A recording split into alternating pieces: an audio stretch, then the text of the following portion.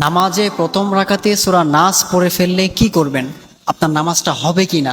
অনেকেই আছেন এই প্রশ্নগুলো করেন, যে এটা নিয়ে খুব বিভ্রান্তের মধ্যে পড়ে যান যে হুজুর, আমি অনেক সময় দেখা যায় মিস্টেকলি, মানে ইচ্ছা করে না, মিস্টেকলি নামাজ শুরু করেছি, আলহামদুলিল্লাহ শেষ করে আমি প্রথম রাকাতেই সূরা নাস পড়ে ফেলছি। তো এখন পরের রাকাতে আমি কি পড়বো? কারণ সূরা নাস তো পবিত্র কালামুল্লাহ মাজিদের সর্বশেষ সূরা হচ্ছে সূরা নাস, এরপরে তার কোনো সূরা নাই। তো আমি প্রথম রাকাতে এটা পড়ে ফেলছি, তো পরের রাকাতে আমি কি করব? অনেকে আছেন এটা মিস্টেকলি করে ফেলেন। প্রিয় ভাইয়েরা আমার, আপনি যদি প্রথম রাকাতে সূরা নাস পড়ে ফেলেন, তাহলে অবশ্যই আপনাকে পরবর্তী যে রাকাত আছে সেই রাকাতেও আপনাকে সূরা নাস পড়তে হবে, কেননা আর তো কোনো সূরা নাই। এটা হচ্ছে লাস্ট সূরা, পবিত্র কালামুল্লাহ মাজিদের সর্বশেষ সূরা হচ্ছে সূরা নাস।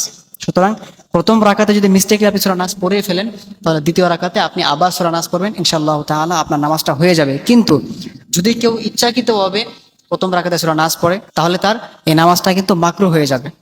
এই জন্য অবশ্যই ইচ্ছাকৃতভাবে এটা করা যাবে না। নামাজের যে মানে সুন্নত, যেটা নামাজের যে সহি তরিকা, সেটা হচ্ছে আপনাকে পবিত্র কালামুল্লাহ মাজিদের প্রথম যে সূরা আছে, আপনি অবশ্যই প্রথম রাকাতে মানে আগের সূরাগুলো, প্রথম রাকাতে আগের সূরা পড়বেন, এরপরে পরের রাকাতে এর যে পরের সূরা আছে এর পরের সূরাটা পড়বেন। অর্থাৎ আমি সহজভাবে বোঝাই, আপনি যখন নামাজ শুরু করেছেন প্রথম রাকাতে আপনি যে সূরাটা পড়বেন, এরপর আপনি প্রথম রাকাত শেষ করে দ্বিতীয় রাকাতে এর পরের সূরাটা পড়ার চেষ্টা করবেন। অথবা যদি কেউ কেরাত পড়েন, যে বিভিন্ন পৃষ্ঠা থেকে একটু অংশ যদি পড়েন, সেই ক্ষেত্রে আপনি ধরেন যে 10 নম্বর পারা থেকে একটা পৃষ্ঠার একটু অংশ পড়েছেন, তাহলে আপনি অবশ্যই পরেরটা আপনি 11 নম্বর পারা থেকে পড়বেন, মানে এর পরেরটা পড়বেন, উল্টা দিক থেকে পড়বেন না। আগে 10 নম্বর পারায় পড়বেন, পরের রাকাতে আবার 9 নম্বর পারায় পড়বেন, এটা হবে না। এরকম করে যদি পড়েন তাহলে আপনার নামাজ কিন্তু মাকরুহ হয়ে যাবে। অবশ্যই এই জন্য এই বিষয়টা মাথায় রাখতে হবে। নামাজের সিস্টেম হচ্ছে, যেটা সহি সিস্টেম, যেটা সুন্নাহ সিস্টেম, সেটা হচ্ছে কোরআনে প্রথম যে সূরা আছে সেটা আপনি প্রথম রাকাতে পড়বেন, এরপরে যে সূরা আছে এটা আপনি পরের রাকাতে পড়বেন।